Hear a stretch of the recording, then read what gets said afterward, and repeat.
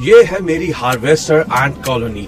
एक छोटी सी ट्यूब से शुरू होने के बावजूद 30 दिनों के दौरान ये कॉलोनी पूरी तरह से नए लेवल पर फैल गई है। इस महीने मैं इन चींटियों के लाइफस्टाइल को डॉक्यूमेंट करूंगा, जिसमें उनका शिकार करना, अपना शेल्टर बनाना, इनका खाना पीना और इसके अलावा और भी बहुत कुछ शामिल है। मैंने इसमें शिकार और शिकारियों को भी शामिल किया ताकि रियल वर्ल्ड सिनारियोस को सिमुलेट कर पाऊँ। ये समझने के लिए कि इस सब की शुरुआत कैसे हुई, हमें लौटना होगा डे 1 पर, जब मेरी ये पूरी कॉलोनी सिर्फ एक ट्यूब में थी। भले ये दिखने में छोटी हूँ, लेकिन ये वाकई काफी पावरफुल होती हैं। ये दर्शाने के लिए मैं एक जिंदा मील वॉर्म को अंदर डाल रहा हूँ। कॉलोनी तुरंत ही डिफेंस मोड में चली जाती है और वर्कर्स ने बॉम्ब्स पर हमला बोल डाला। आधी चींटियों ने अपने जबड़ों से कीड़े के एक्सोस्केलेटन को क्रश कर दिया। वहीं बाकी की बची आधी चींटियों ने क्वीन और लार्वा को संभावित खतरे से बचाने के लिए घेर दिया। अपने डंकों से उन्होंने कीड़े को पैरालाइज करने के लिए तेज जहर उसके शरीर में इंजेक्ट कर दिया। मीलवॉर्म के पास कोई मौका ही नहीं था और अब उसका एकमात्र उद्देश्य अगले कुछ दिनों तक मेरी इस एंट कॉलोनी के लिए भोजन प्रदान करना था। मैं देख पा रहा था कि इस छोटी सी ट्यूब के हिसाब से कॉलोनी काफी तेजी से फैल रही थी और वो बाहर निकलने की कोशिश भी कर रहे थे। इसलिए मुझे लगा कि अब इन्हें एक बड़े घर में भेजने का बिल्कुल सही समय है। ये है एक हाइब्रिड नेस्ट और अब यही इनका नया घर बनने वाला है। मैंने विनाइल ट्यूबिंग जोड़ी और जल्दी उसमें से एक चींटी नए घोंसले की ओर बढ़ने लगी। इसकी खोज करने के बाद वो अपने घर वापस गई और उसने कॉलोनी के बाकी सदस्यों को इस नई जमीन के बारे में बताया और बाकी दिन के दौरान धीरे धीरे चींटियां नए घोंसले में चली गई। कुछ दिनों तक मैंने अपनी कॉलोनी को उनके नए घर की आदत डालने दी, लेकिन डे 6 के आने तक मैं प्लास्टिक के घोंसले में इन चींटियों को देखते देखते थोड़ा बोर हो गया था। इसलिए मैं उनके लिए जिंदा शिकार और शिकारियों वाला एक रियल वर्ल्ड हैबिटेट बनाना चाहता था, जो था एक रेगिस्तान।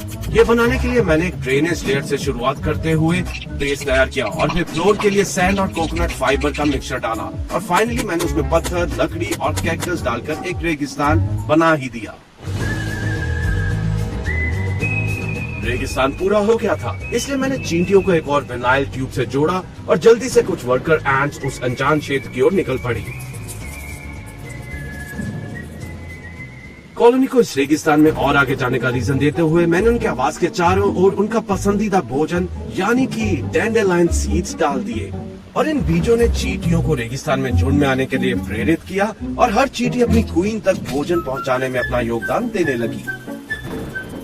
लेकिन चींटियों में से एक रेगिस्तान में कुछ ज्यादा ही दूर निकल गई और उसे एक छोटा सा गड्ढा दिखाई दिया। ये सोचकर कि ये कुछ भी नहीं है, उसने अपनी जिंदगी का सबसे बुरा फैसला लिया और फिर वह उसमें घुस गई। कोई तो उस पर हमला कर रहा था और बेचारी चींटी कुछ नहीं कर सकती थी। याद है ना, अर्लियर दैट डे मैंने डेजर्ट में एंट लाइन के लार्वा डाल दिए थे। ये चींटियां रेत में छोटे छोटे छेद बना देती हैं और इस जैसी बदकिस्मत चींटी का उनके जाल में फंसने का इंतजार करती है। लेकिन ये चींटी बिना लड़े मरने वालों में से नहीं थी। उसने अपने जबड़े से उसे कस के पकड़ लिया। एंट लाइन असल में हार रही थी और चींटी पर उसकी पकड़ भी नहीं थी, लेकिन एंट लाइन चालाक थी और उसने अपनी बिल खोदने की क्षमता का इस्तेमाल करके चींटी को रेत के नीचे खींच लिया और फिर वो चींटी दोबारा कभी दिखाई नहीं दी। हालांकि चींटियों को रेगिस्तान पसंद था, लेकिन जानलेवा शिकारियों से बचने के लिए उन्हें काफी सावधान रहना पड़ा। खैर, मैं चींटियों के लिए डेजर्ट प्रे ऐड करना चाहता था ताकि उन्हें प्रोटीन सोर्स प्रदान किया जा सके। तो आप सबके सामने पेश है मैक्सिकन जंपिंग बीन्स।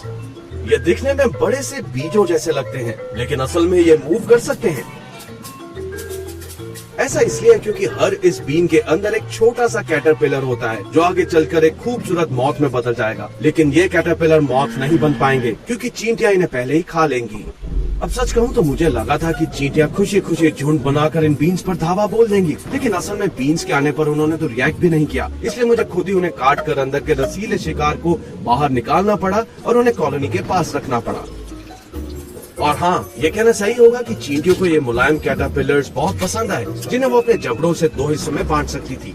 सच कहूँ तो ये वाकई काफी ब्रूटल है। कॉलोनी ने धीरे धीरे बीजों और कैटरपिलर के जरिए अपने घर में फूड सप्लाई को बढ़ाना शुरू कर दिया और जाहिर है जरूरत से ज्यादा भोजन की वजह से क्वींस ने ज्यादा से ज्यादा एग्स देने शुरू कर दिए। कुछ ही दिनों में कॉलोनी की आबादी तेजी से बढ़ने वाली थी, जैसे कि बूम।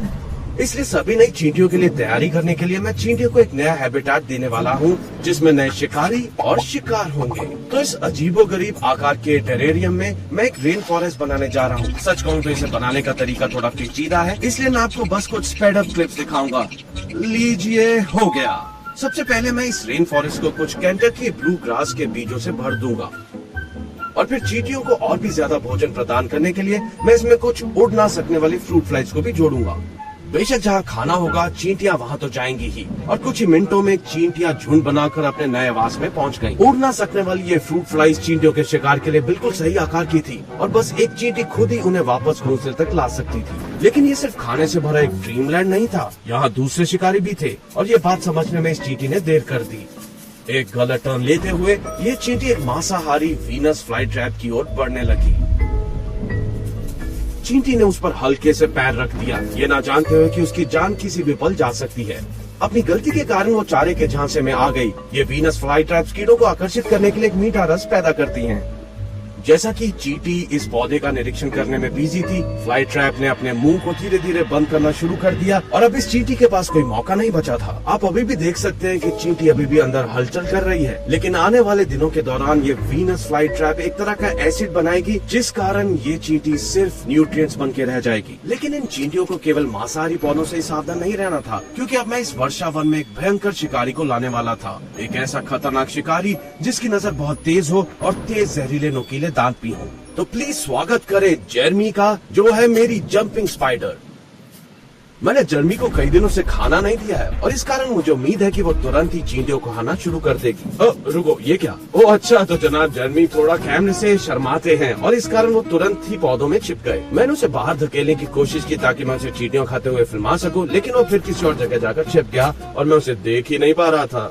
खैर, जेरमी है तो इस रेन फॉरेस्ट में ही, और जब भी वो बाहर आने का फैसला करेगा तो इन चींटियों को उससे बचकर रहना होगा। तो अब बारी थी डे 23 की, और आज मैं न केवल इस रेन फॉरेस्ट में बल्कि डेजर्ट में भी कुछ नेचुरल डिजास्टर्स को सिमुलेट करने वाला था, ताकि ये देखा जा सके कि चींटियां कैसी प्रतिक्रिया देंगी। तो अब मैं इस रेगिस्तान में एक रेतीला तूफान लाने वाला हूँ, इसलिए मैं अपना हेयर ड्रायर ले आया हूँ और मैंने उसे ऑन कर दिया। हर जगह रेत उड़ने लगी, और जो चींटियां बाहर घूम रही थी वो रेत के कणों से चिपकने की पूरी कोशिश करने लगी। और उधर रेन फॉरेस्ट में कोहरा छाने लगा था, और अचानक कहीं से एक तूफान आ गया।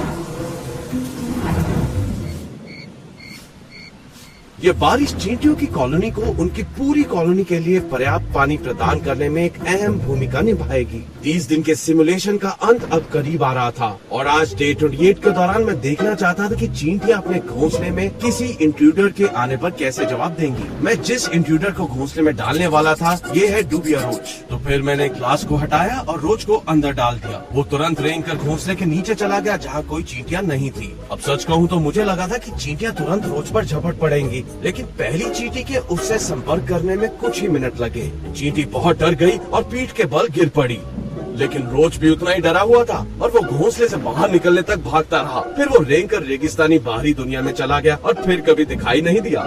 शुक्र है कि क्वीन हैंड सुरक्षित बच गई और कॉलोनी को एक और दिन जीने का मौका मिला। पिछले 30 दिनों में चींटियां एक छोटी सी नली से निकलकर कई इकोसिस्टम्स वाले एक फलते फूलते नेस्ट में गई। हालांकि कुछ चींटियों ने शिकारियों के हाथों अपनी जान गंवा दी, लेकिन बची हुई चींटियां डे 30 तक अच्छे से फलती फूलती रही। वैसे मेरी अभी तक की 5वीं वीडियो है। अगर आपको ये पसंद आई तो प्लीज चैनल को सब्सक्राइब करें, क्योंकि ये मेरे जैसे नए क्रिएटर्स के लिए बहुत मायने रखता है।